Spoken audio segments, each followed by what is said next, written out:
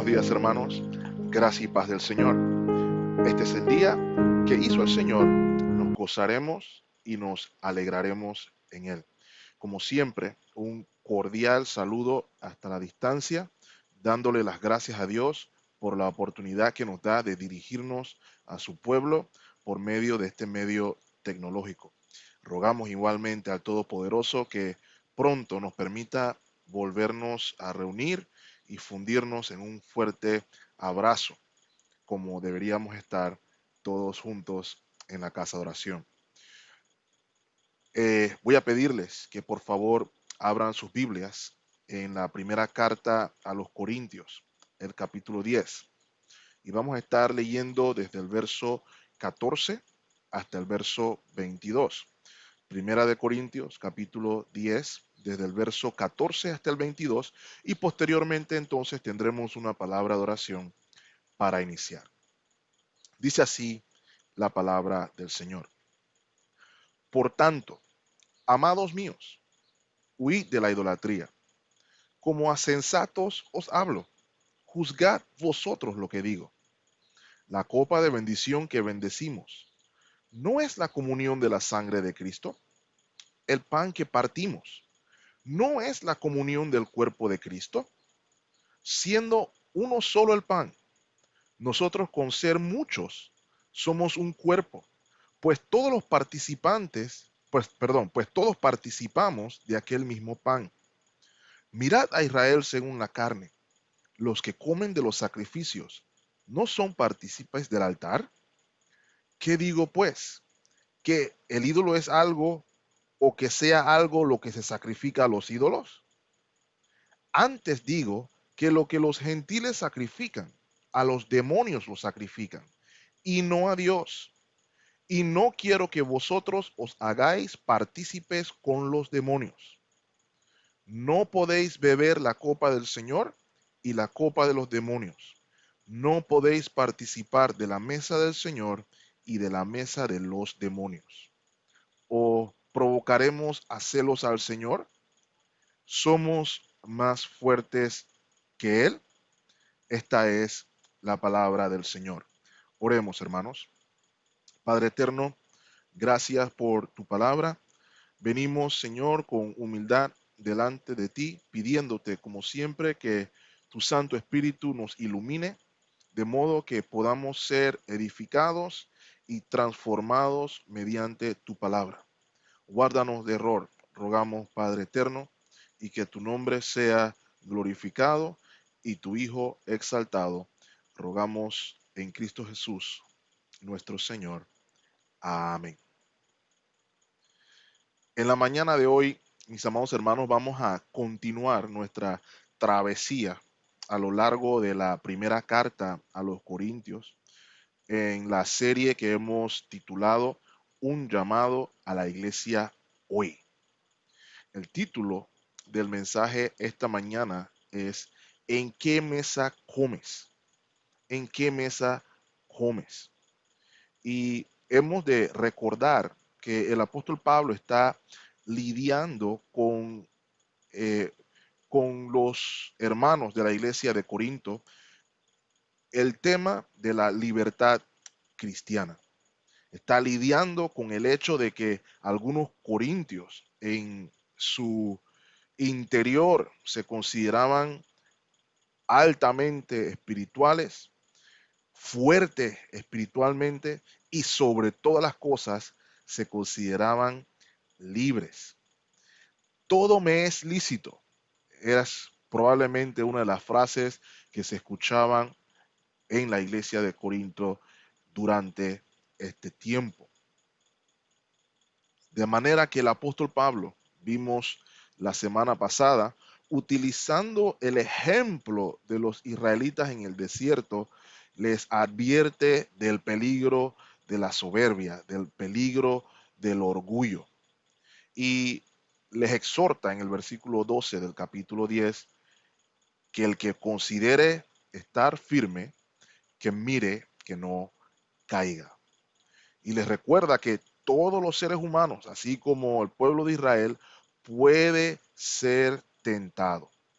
Pero Dios es fiel, mis amados hermanos, como vimos en el versículo 13, para proveer la salida en Cristo Jesús.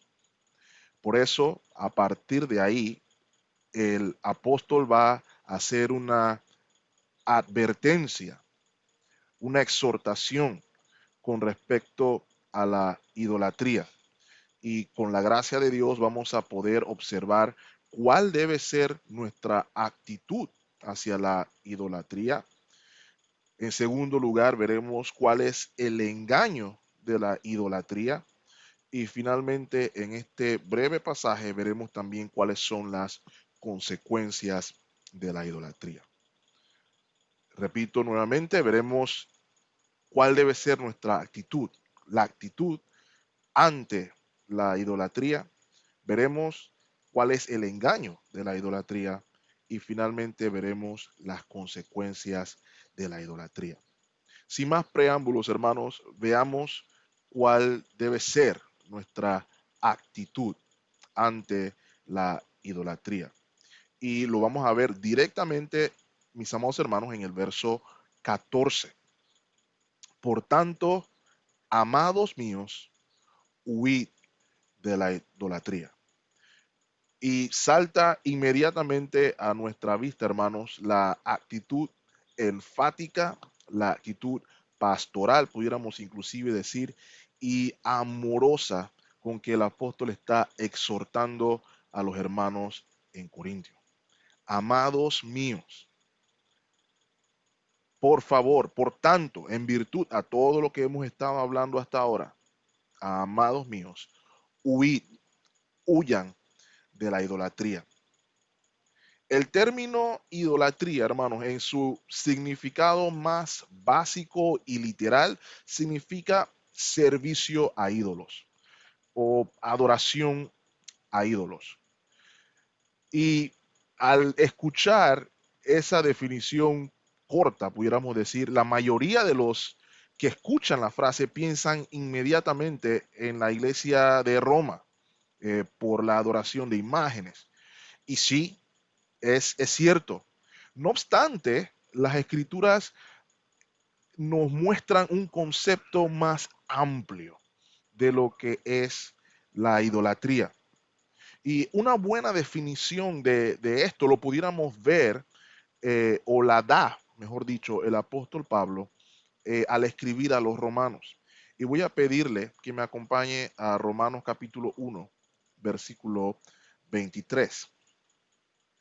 Dice la palabra del Señor. Y cambiaron la gloria del Dios incorruptible en semejanza de imagen de hombre corruptible, de aves, de cuadrúpedos y de reptiles. Lo que nos está diciendo el apóstol Pablo al escribir a los romanos es que los seres humanos en rebeldía, en oposición a la verdad, cambian la gloria del Dios incorruptible. Y cuando decimos incorruptible nos referimos a eterno, que no se deteriora, perfecto, por la gloria que es corruptible, que viene por parte de los hombres. De modo que, de acuerdo con las escrituras, pudiéramos definir la idolatría como el engaño, la rebeldía, la oposición que se da al cambiar la gloria de Dios por la gloria del hombre.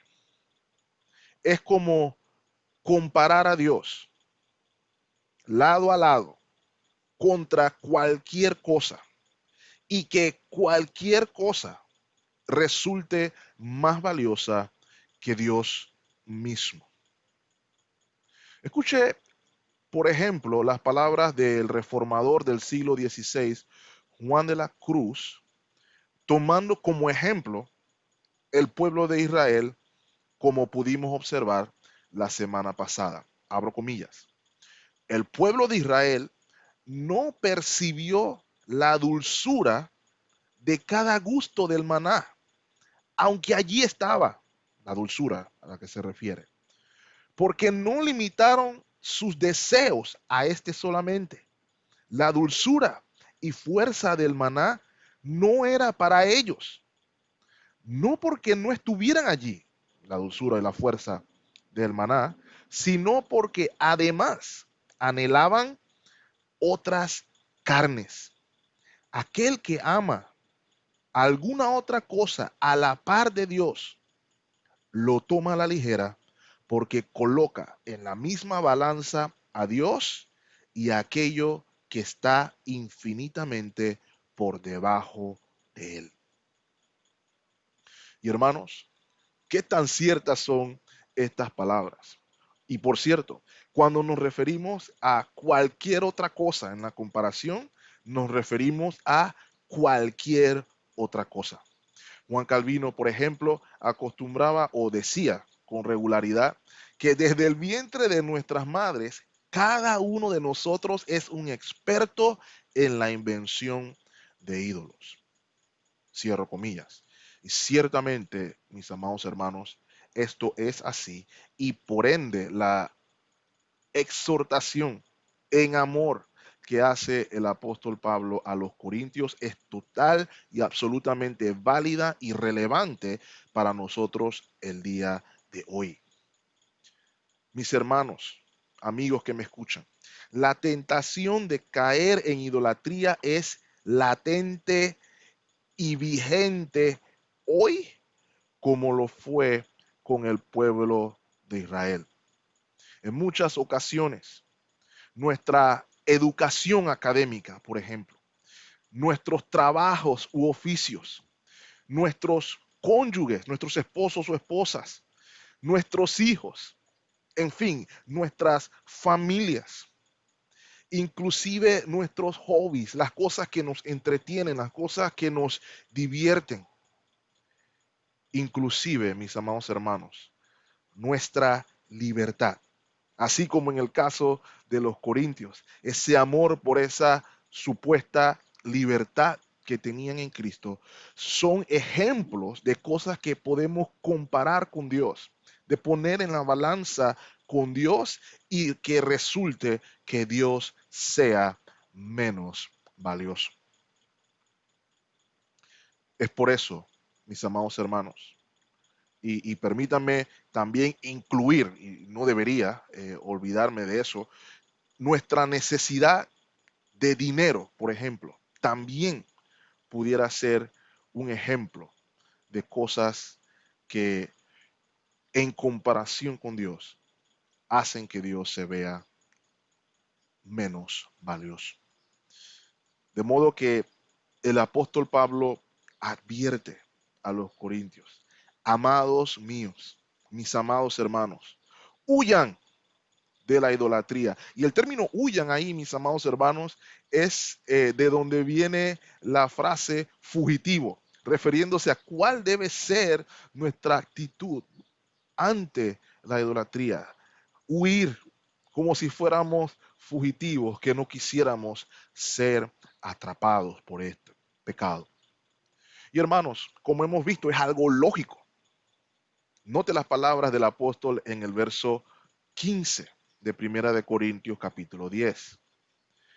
Como a sensatos os hablo, juzgad vosotros lo que digo. Y vemos ahí que Pablo considera a los corintios capaces de actuar con sensatez, capaces de ser actores de buen juicio, de ser prudentes, capaces también de analizar y poner en perspectiva las palabras del apóstol. El mismo apóstol Pablo le recuerda, por ejemplo, a los tesalonicenses en la primera carta, capítulo 5, versículo 21, examinarlo todo. Hemos de tener una actitud de examinar todo y retener lo que es bueno. En este caso, todas las palabras inspiradas por el Espíritu Santo por parte del apóstol Pablo y a lo largo de las Sagradas Escrituras, mis amados hermanos, son buenas y deben tener prestos nuestros oídos a escuchar lo que Dios tiene que decir. Así que el apóstol está diciendo, ¿cuál debe ser la actitud de los corintios y por extensión la de todos los cristianos ante la idolatría, porque como se mencionó en el versículo 12, está esa tentación latente de querer usurpar al Señor del lugar de gloria, de honra que Él solamente merece. Lo cual nos lleva, hermanos, a el apóstol explicar cuál es el engaño de la idolatría. Y nos vamos a dar cuenta de que el engaño de la idolatría es hacer pensar o hacernos creer que no hay tal cosa como la idolatría. Y es lo que lo hace absolutamente peligroso. Para la sociedad grecorromana en la que vivieron los corintios, era a través de la comida y el sacrificio a los dioses como se celebraba el culto a todas estas deidades. ¿Ok? Y estas manifestaciones o estos eventos representaban la fidelidad y servicio del participante a estos dioses. De modo, mis amados hermanos, que como relatamos semanas atrás, cuando estos cultos concluían y se quemaban estas ofrendas a estos dioses paganos, era común que en la parte posterior o en el patio de estos templos se pudieran sentar a comer. Todos los que participaban de estos cultos se sentaban a comer y lo que sobraba de la comida se llevaba a casa y se repartía a los que estaban en casa. Inclusive porciones de esta carne llegaban inclusive, y valga la redundancia, a los mercados, a la carnicería. Y el apóstol, a partir del versículo 16, va a elaborar un argumento que se va a extender hasta el versículo 18 en referencia a la unión con Cristo y lo que eso implica. Y así como los paganos utilizaban la comida para representar su afiliación, su unión con sus dioses paganos, el apóstol va aquí a utilizar la simbología de la cena del Señor para referenciar nuestra unión con Cristo y lo que ésta implica. Note lo que dice el versículo 16. La copa de bendición que bendecimos no es la comunión de la sangre de Cristo.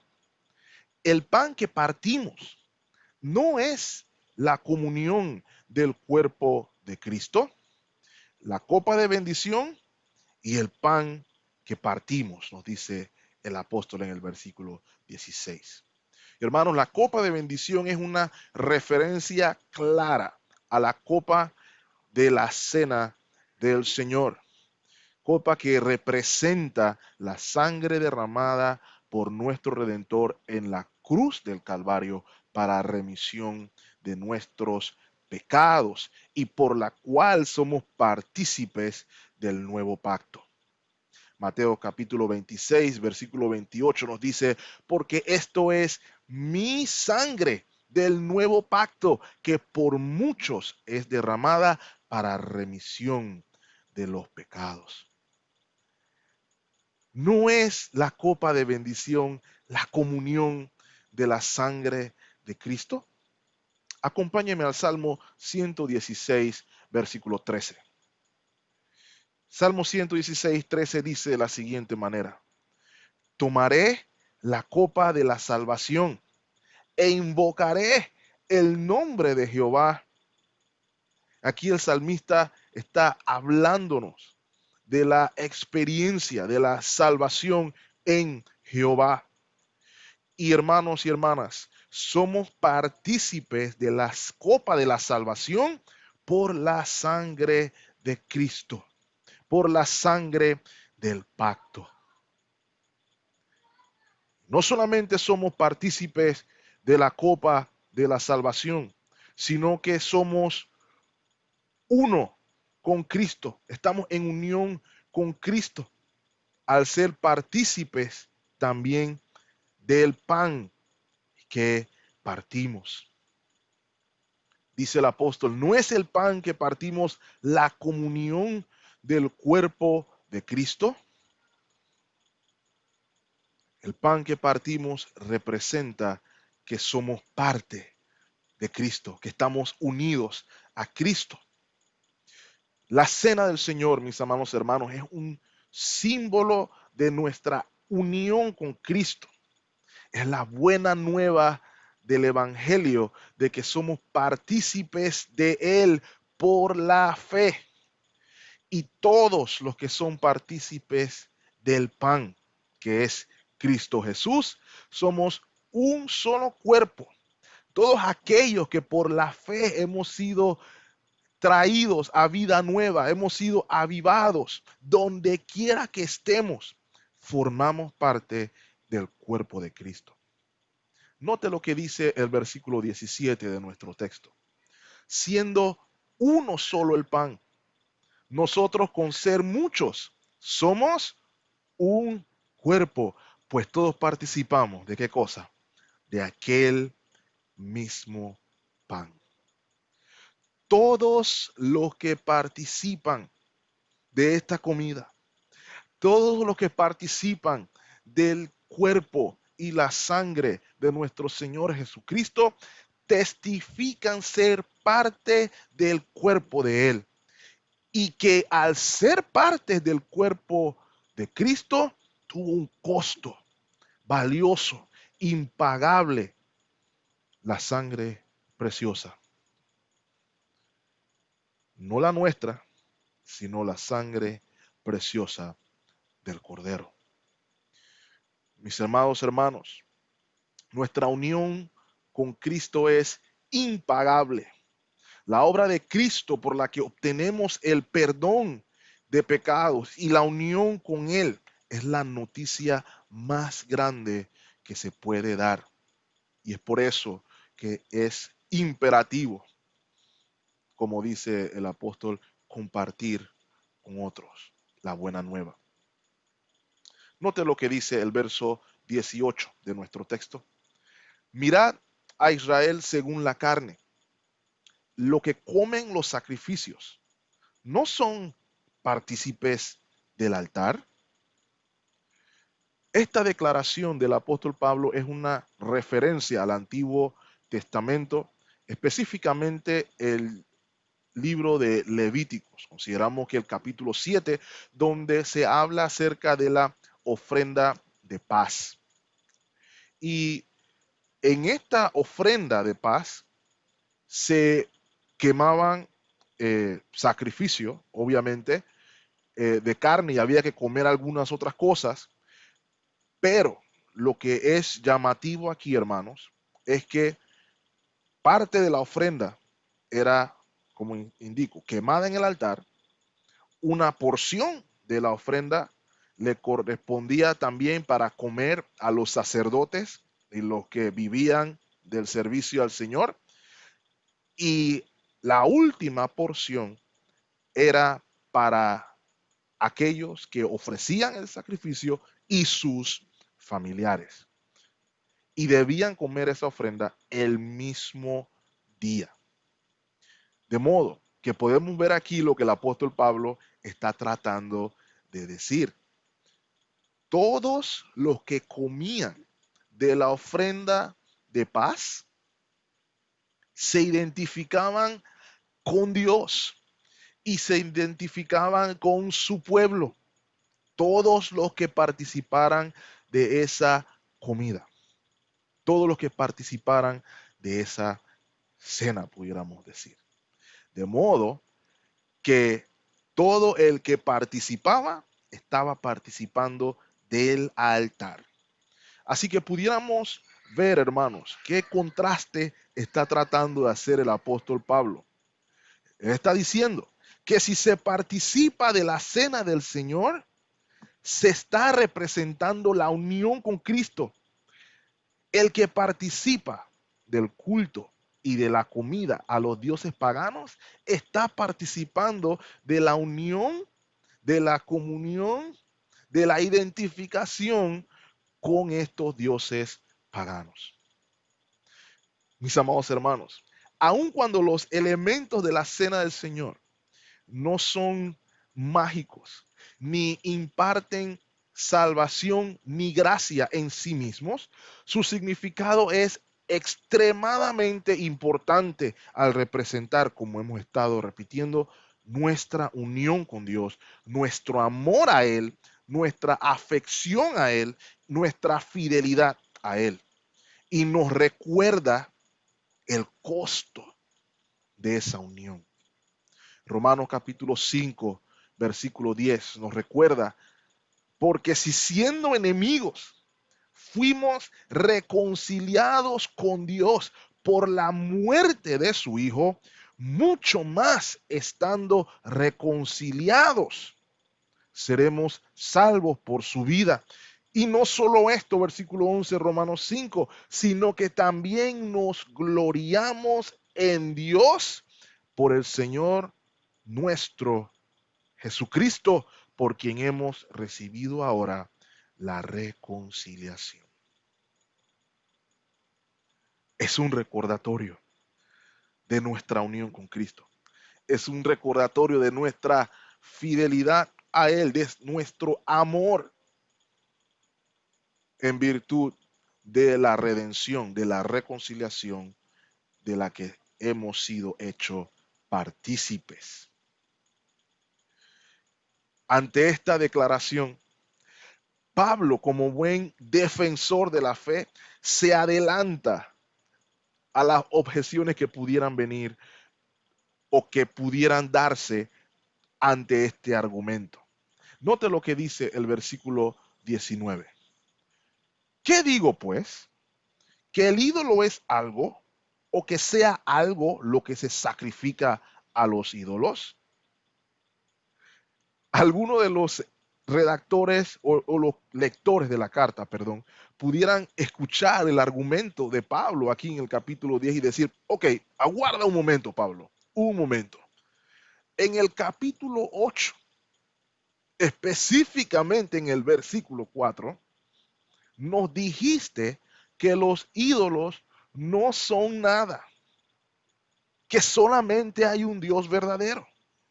¿Cómo puedo entonces yo hacer alianza con lo que no existe? ¿Cómo puedo yo unirme o tener comunión con algo que no existe? ¿Qué tiene de malo que yo esté presente cuando alguien ofrece sacrificios a algo que no existe? ¿Qué te sucede, Pablo? Pero Pablo responde a ese interrogante antes de que alguien la pudiera hacer en el versículo 20.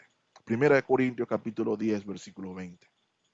Antes digo que los gentiles, que lo que los gentiles sacrifican, perdón, a los demonios los sacrifican y no a Dios. Y no quiero que vosotros os hagáis partícipes con los demonios.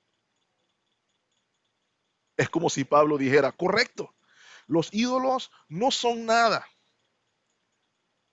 No existe Venus, no existe Afrodita, no existe Apolo, no existe Pachamama, no existe los ídolos. Pero los demonios existen. Y lo que ofrecen a Diana, a Apolos, Pachamama, etcétera, etcétera, etcétera, están ofreciendo a los demonios. Y se están haciendo partícipes con ellos. Y si alguien que se dice partícipe de el cuerpo y la sangre de Cristo, está haciéndose también partícipe con los demonios, está cayendo en idolatría. Miren lo que dice el versículo 21 de nuestro texto. No podéis beber la copa del Señor y la copa de los demonios. No podéis participar de la mesa del Señor y de la mesa de los demonios. No se puede estar en las dos mesas, es lo que está diciendo el apóstol Pablo. O se está en una o se está en la otra. O nuestras afecciones, unión, fidelidad es con Cristo, o nuestra afección, amor, unión y fidelidad es con los demonios. El Señor Jesucristo nos dice en su palabra, Mateo 6:24, no se puede servir a dos señores. Y la palabra textual es ninguno puede servir a dos señores, porque o aborrecerá al uno y amará al otro, o se estimará al uno y se menospreciará al otro. No podéis servir a Dios y a las riquezas. Y hermano, la aplicación aquí es amplia. Ciertamente el texto se refiere, el de Mateo 6 se refiere específicamente a las riquezas, no obstante puede aplicar con todas aquellas cosas que podemos poner por delante de Dios. Y note, hermano, porque por lo general nos quedamos con la primera parte de esa declaración de nuestro Señor Jesucristo. Ninguno puede servir a dos señores porque aborrecerá al uno y amará al otro. Y muchos de nosotros consideramos que ese pasaje termina ahí, aunque lo hemos leído en incontables ocasiones. Y al leer eso decimos, ah, yo no aborrezco al Señor, yo no aborrezco a Dios, yo creo en Dios. Yo creo que Dios es real. Yo creo que Dios existe y que Dios puede bendecirnos. Pero note, aquí obviamente hay personas que aborrecen al Señor, pero no solamente se refiere a los que lo aborrecen o detestan, sino que también habla de aquellos que estiman, pueden estimar a uno y menospreciar al otro. Y ahí, hermano, radica el engaño de la idolatría. El pueblo de Israel no se consideraba idólatra, hermanos. Ellos decían que eran el pueblo de Dios. Ellos no aborrecían a Dios con sus labios. No obstante, estimaban más las cosas del mundo, menospreciando las cosas de Dios. Ese es el ejemplo perfecto que vimos con el caso del maná. Desprecio, menosprecio, darle menor valor a las cosas de Dios, darle menor valor a Dios que a cualquier otra cosa. No se puede comer en la mesa de los demonios, ni no se puede participar de la mesa del Señor. Es en una de las dos mesas. A veces salen las preguntas, ¿qué tiene de malo celebrar Halloween, por ejemplo? ¿Qué tiene de malo que yo me vista de Superman en una fiesta de Halloween del trabajo? ¿Qué tiene de malo que yo me vista de Capitán América en la fiesta de Halloween del trabajo? Ya si usted es más fanático del universo Marvel. El punto aquí es que es importante que entendamos qué es lo que significa el rito. La pregunta es, ¿por qué estoy participando de Halloween? ¿Por qué estoy en esta celebración? ¿Por qué estoy participando de este rito? Si este rito significa X o si este rito significa Y. Porque los creyentes no pueden ser partícipes de dos mesas. No hay punto medio. O estamos con Dios o no estamos con Dios. No se puede estar medio con Dios. Todo lo que sea estar medio con Dios es idolatría. Aun cuando usted llegue a la iglesia los domingos, aun cuando usted sea miembro de la iglesia y participe de la cena del Señor, aun cuando usted suba al altar si sus afecciones, si su unión, si su fidelidad, si su sometimiento no es al señorío de Cristo, usted está tratando de comer en dos mesas. La realidad es, mis amados hermanos, que nuestro, en nuestra cultura, en nuestro mundo de hoy, donde se busca ante cualquier circunstancia sacar a Dios del panorama, se buscan leyes donde Dios esté por fuera, se busca que la opinión, la palabra de Dios no sea referencia para tomar decisiones. Hay burla a los que consideran que la palabra de Dios es referencia. Y algunos creyentes nos encontramos a veces comiendo en esas dos mesas. Y lo más triste es que estamos en engaño diciendo, no, yo voy todos los domingos a la iglesia. Esto ya en la iglesia yo estoy, pero aquí en el trabajo, aquí en la escuela, aquí en la casa, es otra cosa.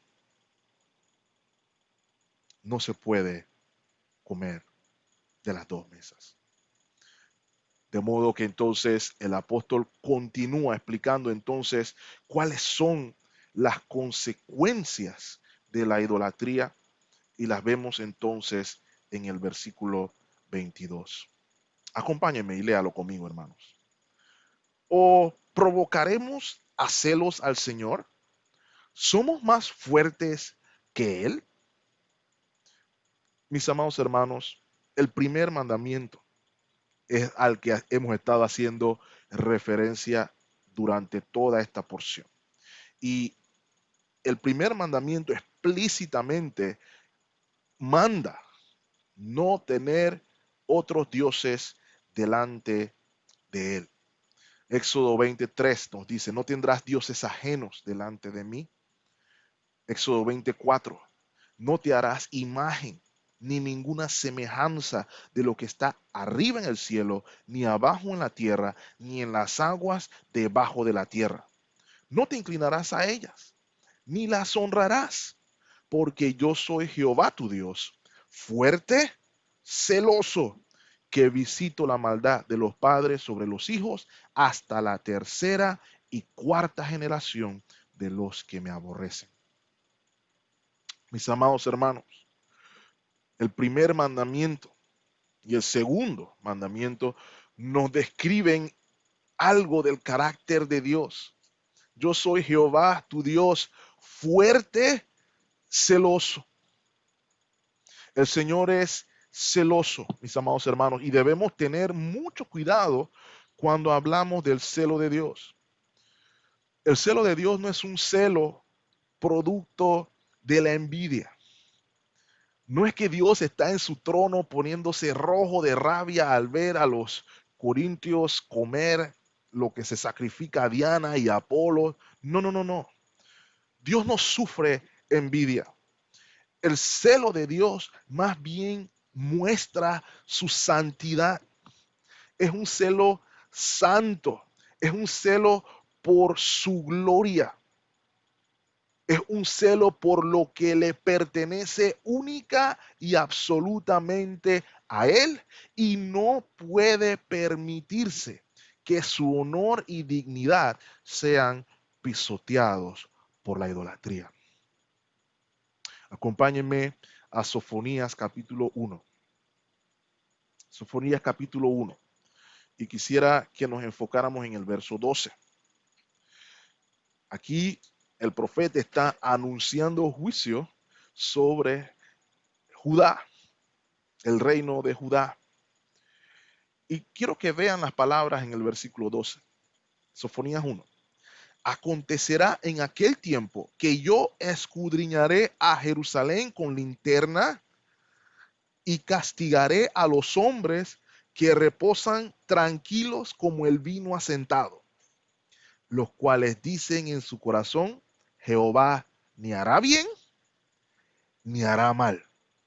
Somos hijos de Dios, así que hagamos lo que hagamos, vivamos como vivamos, Jehová ni nos hará bien ni nos hará mal.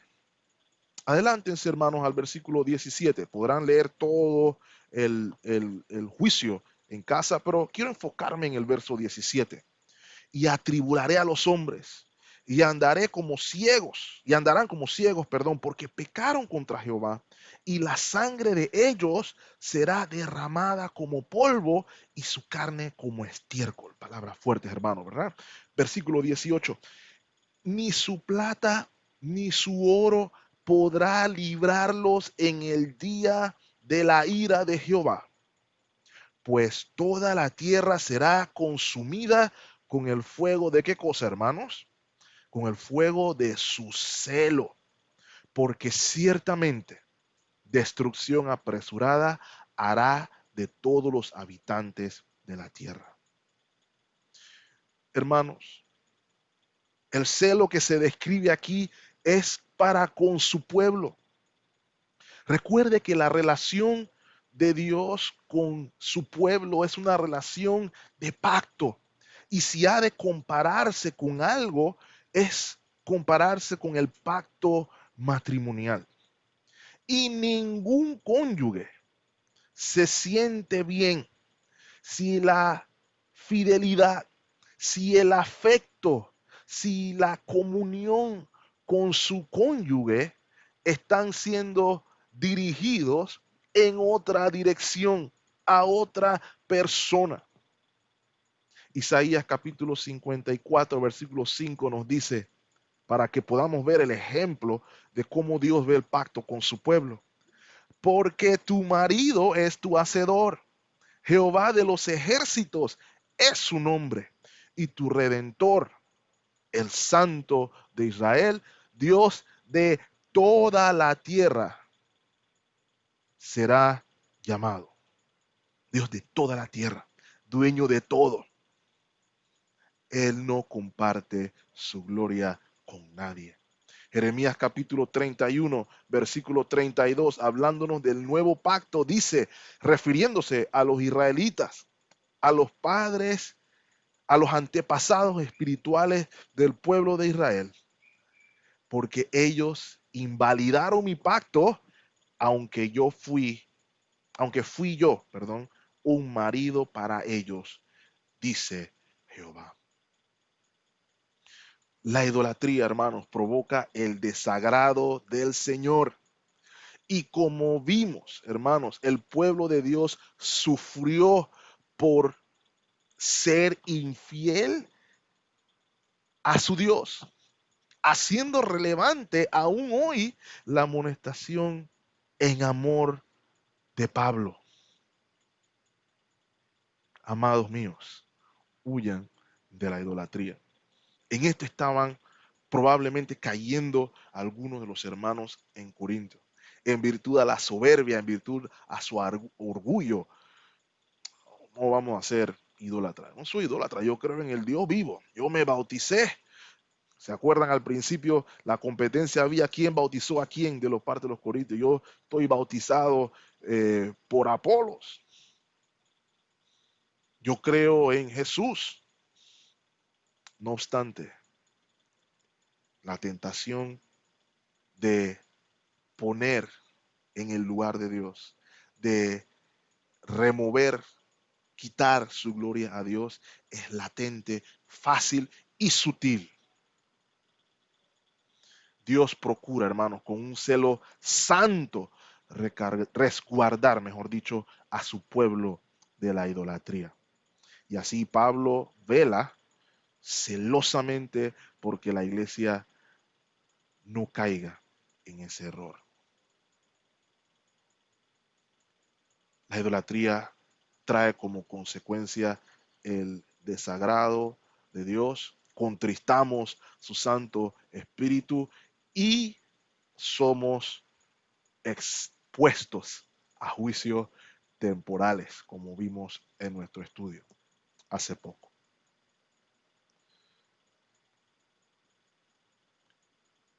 Quisiera ir concluyendo con la pregunta que hace el apóstol Pablo en el verso 22. ¿O provocaremos a celos al Señor? ¿Somos más fuertes que Él? Es como si dijera el apóstol, pretendemos desagradar a Dios y que esto no tenga consecuencias. Hebreos capítulo 10 nos habla de un ejemplo gráfico de este principio. El autor de Hebreos dice en el capítulo 10 que aquellos que bajo la ley de Moisés, delante de 2 o 3 testigos, caían en pecado, morían irremediablemente. Noten lo que dice el versículo 29. Entonces, ¿cuánto mayor castigo pensáis que merecerá el que pisoteare al Hijo de Dios y note, y tuviere por inmunda la sangre del pacto en la cual fue santificado e hiciera afrenta al Espíritu de gracia? Versículo 30. Pues conocemos al que dijo, mía es la venganza, yo daré el pago, dice el Señor. Y otra vez, el Señor juzgará a quién, hermanos, a su pueblo. Y concluye el versículo 31 diciendo, horrenda cosa es caer en manos del Dios vivo. De modo, hermanos, que exhortamos a la iglesia y al pueblo de Dios que no caigamos en el mismo engaño de los corintios. Huyamos de la idolatría. Y quisiera concluir con lo siguiente, hermanos, con algunas preguntas para la reflexión. ¿En qué mesa está comiendo usted hoy? ¿De qué mesa tiene usted comunión? ¿Está comiendo en una mesa o está comiendo en 2 mesas? Si usted está dividiendo sus afectos entre Dios y el mundo, quiero recordarle, mi amado hermano y amigo, el Señor no comparte su gloria con nadie. Y Él es celoso de lo que le pertenece. Y si participamos de la cena del Señor, estamos participando más que de un simple ritual. Esta ceremonia testifica nuestra unión con Cristo, testifica que le pertenecemos y como le pertenecemos a Él, nuestras afecciones son únicamente con Él. Si no es el caso, hermanos, si está dividiendo sus afectos, permítame recordar las palabras de nuestro Señor Jesús a la iglesia de la Odisea. Yo reprendo y castigo, Apocalipsis 3:19.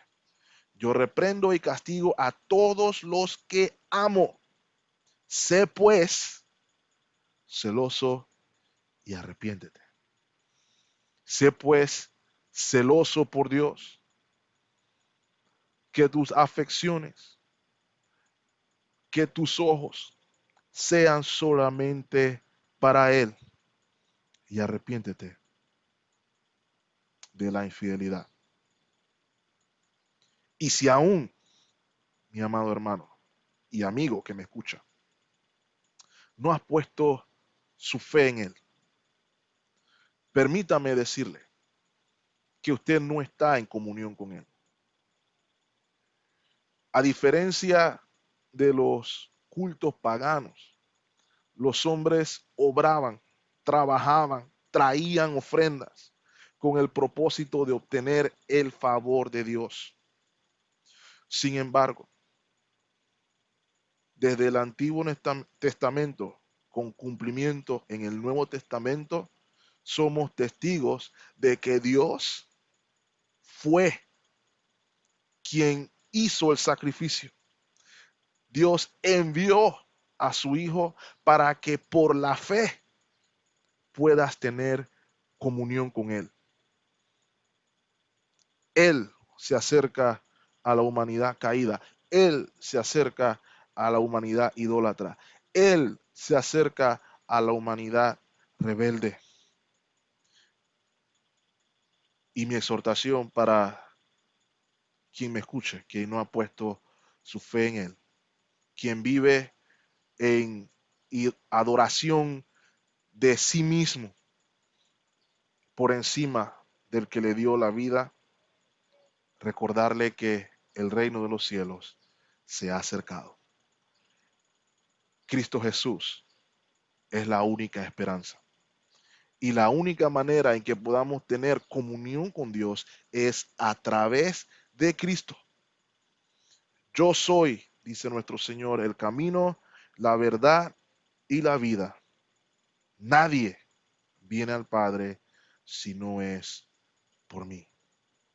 De modo que es comiendo su cuerpo y bebiendo su sangre que tenemos vida eterna y comunión con Él. Ven a Cristo en arrepentimiento y fe. El Señor les bendiga ricamente, hermanos. Oremos. Padre eterno, gracias por este tiempo en que hemos podido meditar en el engaño de la idolatría, Señor. Rogamos que nuestros oídos estén prestos a la advertencia del apóstol Pablo a tu pueblo, por ende a todos nosotros, a huir de la idolatría. Oh Señor, es tan fácil caer en la tentación de la idolatría. Es tan fácil, Señor, poner cosas por encima de ti. Es tan fácil, Señor, darle valor a cosas que no tienen valor. Rogamos, Señor, que tú nos ayudes a ver la gloria infinita, el valor supremo en la cruz del Calvario, a poder ser entendidos de que no hay nada más valioso que Cristo Jesús y su gloria. Te pedimos, Señor, de todo corazón, que nos guardes, que nos protejas y que podamos también compartir con aquellos que no te conocen de la importancia de conocer a quien lo llena todo, al que es el dueño de todo y al que es el Señor de todo. Ayúdanos a menguar, Señor, de modo que tú seas el único soberano en nuestras vidas. Que podamos ver la gloria de Cristo y Cristo crucificado. En Cristo Jesús rogamos estas cosas. Amén. Gracias, mis amados hermanos. Gracias y paz del Señor. Hasta que nos volvamos a encontrar. Tengan ustedes una muy, muy bendecida